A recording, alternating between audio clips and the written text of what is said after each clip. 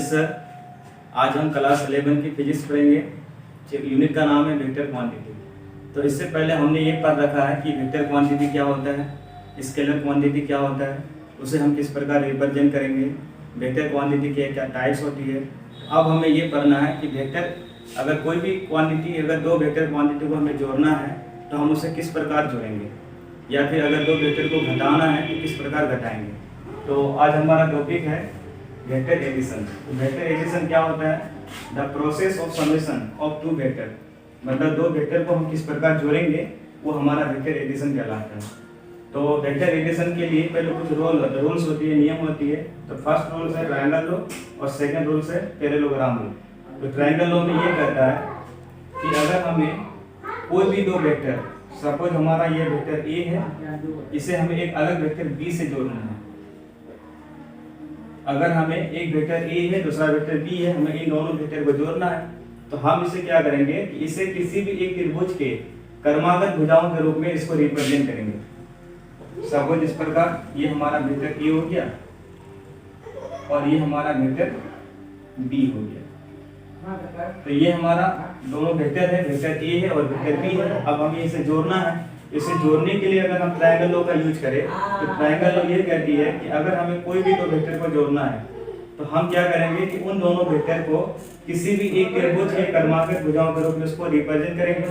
तो इस ट्रायंगल का जो थर्ड वाला साइड होगा, यानी कि ये वाला साइड, थर्ड वाला साइड ऑपोजिट डायरेक्शन में। ऑपोजिट डायरेक्शन कहने का अर्थ ये है कि जैसे ए का डायरेक्शन लेफ्ट टू राइट है, बी का डायरेक्शन आपका डाउन से अप है, मतलब हमारा ये कह सकते हैं ये डायरेक्शन ऐसे है, बी का ए का डायरेक्शन ऐसे, तो मतलब ये एंटी क्लॉकवाइज में हमारा दोनों वेक्टर का डायरेक्शन किसमें है, एंटी क्लॉकवाइज में। तो मतलब इन दोनों वेक्टर का जो समेशन हमारा आएगा, रिजल्टेंट आएगा, वो तो हमारा इसका थर्ड साइड के इक्वल आएगा ही, लेकिन उसका जो डायरेक्शन होगा इन दोनों वेक्टर के डायरेक्शन के जस्ट ऑपोजिट हो जाएगा। मतलब ये डायरेक्शन इसका अगर एंटी क्लॉकवाइज में है तो इसका मतलब इसका डायरेक्शन, रिजल्टेंट वेक्टर का डायरेक्शन क्लॉकवाइज में आ जाएगा, यानी कि ये इसका डायरेक्शन हो जाएगा। तो हम ये कह सकते हैं कि अगर हमें यहाँ वेक्टर ए और वेक्टर बी को जोड़ना है तो सबसे पहले हम उसे किसी भी एक ट्रायंगल का कर्मागत भुजा के रूप में लिख देंगे। तो उस त्रिभुज का जो हमारा थर्ड वाला साइड होगा जस्ट ऑपोजिट डायरेक्शन में रिजल्टेंट वेक्टर को रिप्रेजेंट करेगा। मतलब ये हमारा थर्ड साइड की जो लेंथ होगी वो हमारा वेक्टर आर बराबर हम कह सकते हैं ये vector A plus vector B के बराबर माना जाएगा। इसी लॉज को हम बोलते हैं ट्रायंगल लॉ। मतलब दो वेक्टर को जोड़ना है तो उसे हम ट्रायंगल के दो भुजा में लिख देंगे और थर्ड साइड की लंबाई निकालेंगे, वो हमारा ऑपोजिट डायरेक्शन में उसका वेक्टर मिल जाएगा। सेम इसी प्रकार है पैरेललोग्राम लॉ। तो पैरेललोग्राम लॉ क्या होता है? अगर हमें कोई भी दो वेक्टर को जोड़ना है तो सबसे पहले हम एक समांतर चतुर्भुज लेंगे इस प्रकार का। ये हमारा एक समांतर चतुर्भुज है और हमें अगर जिन दो वेक्टर को जोड़ना है तो हम उन दोनों वेक्टर को इस समांतर चतुर्भुज के आसन्न भुजा के रूप में उसको रिप्रेजेंट करेंगे। आसन्न भुजा का मतलब होता है कि ऐसी दो भुजा जिसके दोनों शीर्ष किसी एक बिंदु से जुड़े हुए हैं। मतलब ये भुजा और ये भुजा हमारा आसन्न भुजा कहलाएगा। कि जिन दो हमें वेक्टर को जोड़ना है उन दोनों वेक्टर को समांतर चतुर्भुज के आसन्न भुजा के रूप में लिखते हैं। सपोज ये हमारा वेक्टर ए हो गया और ये हमारा वेक्टर बी हो गया। अब हमें इन दोनों को जोड़ना है, तो इन दोनों वेक्टर को जोड़ने के बाद जो हमारा रिजल्टेंट वेक्टर आर आएगा वो कैसे आएगा। तो हमें ये देखना होता है कि इन दोनों वेक्टर को हमें जिस भुजा में हमने इसको रिप्रेजेंट किया उन दोनों वेक्टर का कॉमन पॉइंट कौन सा है। तो कॉमन पॉइंट ये वाला मिलता है, वेक्टर ए का कॉमन पॉइंट और वेक्टर बी का कॉमन पॉइंट ये हुआ। तो इस पॉइंट से जो डायगोनल निकलती है, यानी कि यहाँ से जो हमारा डायगोनल निकलेगा, यहाँ से लेकर के यहाँ तक जिन दो वेक्टर को जोड़ेंगे उन दोनों वेक्टर के कॉमन पॉइंट से जो डायगोनल निकलेगी, इस डायगोनल का जो लेंथ होगा वो हमारा इन दोनों वेक्टर के एडिशन के बराबर होगा। मतलब ये डायगोनल की जितनी लंबाई होगी, बिगड़ने की जितनी लंबाई होगी, ये लंबाई हमारा रिजल्टेंट वेक्टर आर बराबर vector A plus vector B को रिप्रेजेंट करेगा। तो ये हमारा दो लॉज है, एक है हमारा ट्रायंगल लॉ जिसमें त्रिभुज का यूज करेंगे, एक है हमारा पैरेललोग्राम लॉ जो हमें समांतर चतुर्भुज का यूज करेंगे। अब हमारा जैसा क्वेश्चन दिया जाएगा वैसा हम उसका यूज कर लेंगे। तो अब हम पढ़ेंगे कि अगर हमें दो वेक्टर को जोड़ना है तो उसे हम जोड़ने के लिए दो नियम का यूज करेंगे। या तो हम उसे ट्रायंगल नियम का यूज करेंगे या नहीं तो हम उसे समांतर चतुर्भुज के नियम का यूज करेंगे। अब अगर हमें दो वेक्टर को जोड़ना है, इसके लिए क्या फॉर्मूला निकल जाएगा, हम उस फॉर्मूले को निकालने जा रहे हैं। आइए इसको समझते हैं। तो मान लेते हैं ये हमारा एक समांतर चतुर्भुज है, इसको मान लिया जाए ये हमारा PQRS एक समांतर चतुर्भुज है, और इस समांतर चतुर्भुज के दो आसन्न भुजक PQ और PS, इनमें हमने वेक्टर A को और वेक्टर B को रिप्रेजेंट किया, जिसको हमें जोड़ना है। तो आप इस नियम के अनुसार पहले पढ़ चुके हैं कि अगर हमें कोई भी दो वेक्टर को जोड़ना है और अगर हम उसे समांतर चतुर्भुज के आसन्न भुजा के रूप में लिखें, इसका रिजल्टेंट हमें कहाँ से मिलता है? जब इसका रिजल्टेंट हमको चाहिए तो हम इस बिंदु P को Q से मिलाएंगे। तो ये PQ की जो लेंथ होगी, जो लंबाई होगी, वो लंबाई हमारे इन दोनों वेक्टर के समेशन के बराबर आएगा, इसके योगफल के ये बराबर आएगा। यानी कि हम ये कर सकते हैं कि हमें अगर इन दोनों को जोड़ना है तो चाहे किसी भी हाल में हमें PR की लंबाई निकालनी है। तो अब ये सोचा है कि ये PR निकलेगा कैसे। तो आते हैं PR में, let PQRS is a parallelogram. हम मान लीजिए कि ये हमारा PQRS एक पैरेललोग्राम है।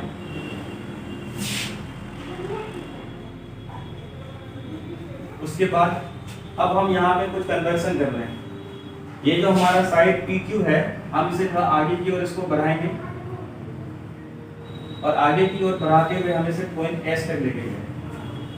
और फिर क्या करना है, ये जो हमारा पॉइंट R है, इस पॉइंट से हमें पॉइंट S पर परपेंडिकुलर लाइन ड्रॉ करना है, मतलब ऐसा लाइन जो इसके साथ 90 का एंगल क्रिएट करे।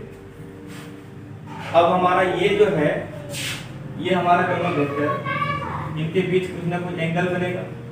मान लेते ये हमारा एंगल थीटा है। तो पैरेललोग्राम लो यानी कि समांतर चतुर्भुज का नियम है कि अगर यहाँ का एंगल थीटा है तो ये जो Q वाला एंगल है ये भी अपने आप थीटा बन जाएगा। मतलब ये अगर थीटा हो गया तो ये भी हमारा थीटा बन जाएगा। अब हमें यहाँ निकालना क्या है, हमें निकालना इस PR की लंबाई निकालना है। तो हम आते हैं पहले ट्रायंगल QRS में, ट्रायंगल RQS। आप देख सकते हैं कि ये जो ट्रायंगल RQS है, ये हमारा एक समकोण त्रिभुज है, राइट एंगल ट्रायंगल है, क्योंकि यहाँ पे 90 का एंगल का बना है। तो हम ये चाह रहे हैं यहाँ से कि किसी तरीके से हमारा ये RS का लेंथ निकल के आए। ये जो हमारा परपेंडिकुलर RS है, हम इसका लेंथ निकाल रहे हैं। तो अगर हम इस RS का लेंथ निकालना चाहें तो ये देखिए यहाँ पे हमारा एंगल क्या बना हुआ है, थीटा बना हुआ है। इसके सामने वाला जो हमारा साइड होता है वो हमेशा परपेंडिकुलर होता है। ये साइड हाइपोटेनस H होता है और ये साइड बेस होता है। तो हम इसको ये कर सकते हैं कि साइन थीटा का अगर यहाँ से वैल्यू निकाल लिया जाए तो साइन थीटा का वैल्यू क्या हो जाएगा हमारा, ये कोस थीटा का अगर वैल्यू निकाल लिया जाए तो कोस का फॉर्मूला होता है बेस बाय हाइपोटेनस। तो इस एंगल थीटा के लिए बेस हमारा हो जाएगा QS और हाइपोटेनस हो जाएगा हमारा RQ। तो हम ये कर सकते हैं कि हमारा कोस थीटा का वैल्यू यहाँ से क्या निकल के आया, तो कोस थीटा का वैल्यू निकल के आया QS बाय RQ। अब हम अगर यहाँ से ये QS की वैल्यू निकालें सो QS इक्वल टू हमारे पास आएगी RQ इंटू कोस थीटा। अब ये जो हमारा RQ है, ध्यान से देखिएगा, ये है R, ये है Q। ये जो RQ भुजा हुआ, क्या ये भुजा SP के बराबर होगा, क्योंकि ये समांतर चतुर्भुज है। तो समांतर चतुर्भुज में सामने की भुजाएं एक दूसरे के बराबर होती है। इसका मतलब अगर SP भुजा का लेंथ अगर B है, इसका मतलब RQ भुजा का भी लेंथ B हो जाएगा। तो यहाँ पे हम इसको लिख सकते हैं QS इक्वल टू RQ के जगह पे हमने वेक्टर B का मैग्नीट्यूड क्या होता है, B होता है, तो हमने यहाँ B लिख दिया, इनटू में क्या है कोस थीटा। तो ये हमारा निकल के आया QS का लंबाई निकल के आया, ये QS बराबर तो B कोस थीटा है। इसको हम ये कर सकते हैं कि ये बिंदु Q और ये बिंदु S, यानी कि इस लाइन को हमने जितना आगे बढ़ाया था वो उसका लेंथ के बराबर हमारा आया B कोस थीटा। यानी कि ये जो लेंथ है Q से लेकर के S तक ये लंबाई है, ये लंबाई B कोस थीटा है। अब इसी प्रकार हम एक बार कोस का मान वैल्यू निकाले, अब एक बार साइन का निकाल लेते हैं। अगेन अगर हम यहाँ से साइन का वैल्यू निकालना चाहें तो साइन थीटा इक्वल टू हम फॉर्मूला पढ़े कि परपेंडिकुलर अपॉन हाइपोटेनस होता है। तो इस एंगल थीटा के लिए परपेंडिकुलर कौन सा साइड हो जाएगा, RS, और हाइपोटेनस हो जाएगा हमारा RQ। तो अगर हम इसे इस प्रकार लिख दें RS बाई RQ, और यहां से अगर क्रॉस मल्टीप्लिकेशन कर ले तो हमें RS बराबर क्या मिल जाएगा, RS बराबर मिल जाएगा हमें RQ इंटू साइन थीटा। फिर वही ये जो हमारा RQ निकल के आया, ये RQ किसके बराबर होगा, फिर हमारा SP के बराबर है, और SP में कौन सा वेक्टर है, तो वेक्टर मान B है। तो हम आ जाते हैं RQ के प्लस पे रख दिए हमने B और इंटू में है साइन थीटा। तो मतलब हम यहाँ से कर सकते हैं कि हमारा जो है जिस प्रकार यहाँ से इस 2s की लंबाई निकला था B cos थीटा, उसी प्रकार ये जो RS है इसकी लंबाई कितना निकल के आया, B sin थीटा। तो मतलब हम कह सकते हैं कि RS बराबर हमारा निकल के आया B sin थीटा। मतलब ये दोनों साइड हमको मिल गया। RS की लंबाई किसके बराबर है, B sin थीटा के बराबर। नीचे में ये जो QS है इसकी लंबाई किसके बराबर है, B cos थीटा के बराबर। अब हमारा जो M है वो M है ये है कि किसी भी तरीके से हमें ये भुजा PR की लंबाई निकालना है। तो ध्यान से अगर देखने पर आप ये देखेंगे कि ये जो PR है, यानी कि ट्रायंगल अगर हम PRS में देखें तो PRS एक हमारा समकोण त्रिभुज बनेगा, जिसमें ये PR हमारा एक हाइपोटेन्यूस बन जाएगा, कर्ण बन जाएगा। तो अगर हम ट्रायंगल PRS में आए तो PRS में अगर हम देखें P यहाँ है, R यहाँ है और S यहाँ पर, तो यहाँ पे S पे 90 बना तो मतलब 90 के जो ठीक सामने है वो हमारा ये हाइपोटेन्यूस हो गया। नीचे में जो आपका PS है ये बेस हो गया, और यहाँ जो RS है ये इसका परपेंडिकुलर हो गया। तो पाइथागोरस के अनुसार हमने पढ़ा है कि किसी भी समकोण त्रिभुज में कोई भी राइट एंगल में हाइपोटेन्यूस का स्क्वायर बराबर होता है बेस का स्क्वायर प्लस होता है परपेंडिकुलर का स्क्वायर। तो यहाँ पे हमारा हाइपोटेन्यूस क्या है, PR है, तो PR स्क्वायर, बेस क्या है, PS है, PS स्क्वायर, परपेंडिकुलर क्या है, RS है, तो ये हमारा RS स्क्वायर। ये हमारा यहाँ पाइथागोरस लग गया। अब हमें ये PR का लेंथ तो निकालना ही है, वही हमारा रिजल्टेंट के बराबर है अकॉर्डिंग टू पैरेललोग्राम लॉ। तो हम यहाँ पे PR को लिख सकते हैं रिजल्टेंट वेक्टर R का स्क्वायर। ये ना हमारा वेक्टर A और वेक्टर B का समीकरण बताएगा, इसलिए हमने यहाँ पे PR की जगह पे रिजल्टेंट को R लिख दिया। अब ये जो PS है, PS को देखिए, PS की लंबाई हमको मालूम है, नहीं मालूम है, हमें ये QS की लंबाई मालूम है, और यहाँ से यहाँ तक PQ का लंबाई A मालूम है। तो यानी कि हम PS को लिख सकते हैं PQ प्लस QS। तो PS के बदले में हमने लिख दिया PQ प्लस QS, क्योंकि PS के साथ स्क्वायर है तो इसका भी स्क्वायर बन जाएगा। फिर उसका नेक्स्ट में क्या है, RS है।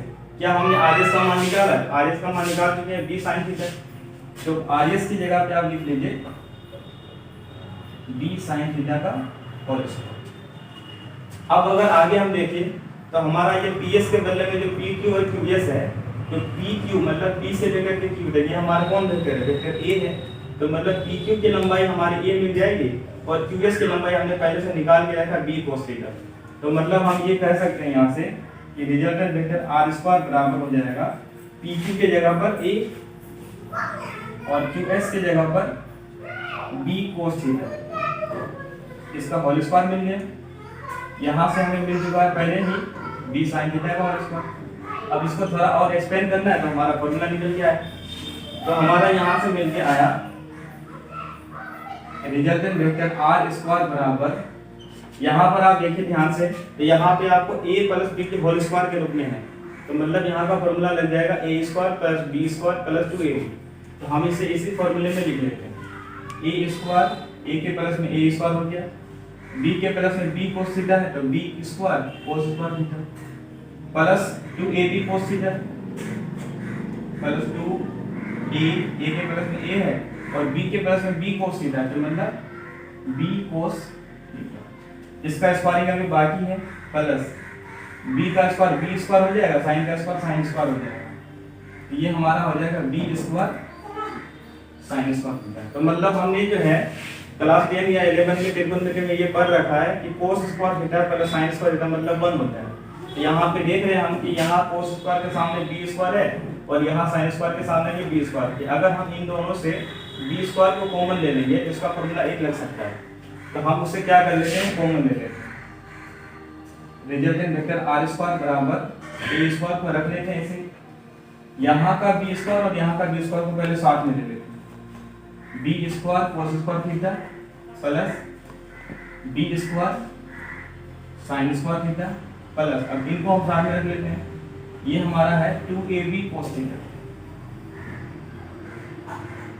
अब क्या करना हमें, इन दोनों में से अगर हम बी स्क्वायर कॉमन ले तो बच जाएगा cos square plus sin square, जिसकी वैल्यू 1 होती है। तो रिजल्टेंट वेक्टर r का स्क्वायर बराबर a स्क्वायर प्लस हमने b स्क्वायर को कॉमन लिया तो हो जाएगा cos square theta plus sin square theta plus क्या दिया है 2ab cos theta. So resultant vector r बराबर हो जाएगा a square plus b square, यहाँ से जो cos स्क्वायर sin स्क्वायर है इसकी वैल्यू 1 होता है तो 1 into b स्क्वायर क्या हो जाएगा b स्क्वायर हो जाएगा, और प्लस में हमने क्या दिया रखा है 2ab cos थीटा।